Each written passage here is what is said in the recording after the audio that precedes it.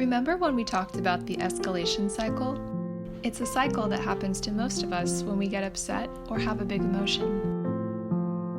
When Lisa's cousins came over, they played and the room got really messy. The next day, we followed our normal routine where we come home from school, she picks up her room, and I start working in the kitchen. This one particular day, I forgot about the mess in her room. Suddenly, I hear her getting emotional. I could have said lots of typical things. You should have had them help you clean. Stop crying and just get in there and get started. Sorry, but you have to clean your room before you can watch TV.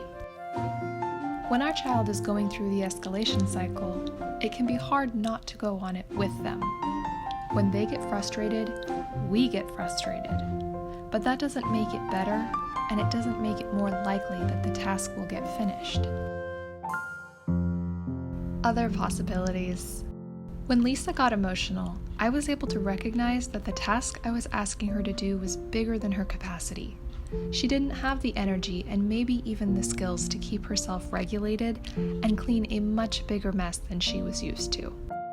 We interrupted the routine, focused on calming her mind and body down first. Later, when she was calm, I drew her a picture of the escalation cycle. I asked her what her self-talk was like. She was telling herself things like, "I'll never be done. I can't do it. I should have asked them to help me. How could they leave me with this big mess?" All things that were making her feel more emotional. We talked about things she could tell herself instead and wrote them down. Next time, I'll ask them to help me clean up. I can ask my mom for help. I can take breaks. I can put on an Audible book or music and listen to it while I'm cleaning. I can chunk out the task.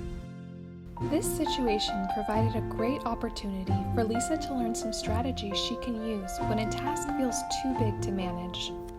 She was able to draw an alternative picture with new self-talk as a way to keep from climbing that mountain. Every moment is a learning moment, a million opportunities to learn the skills she will need to navigate her world.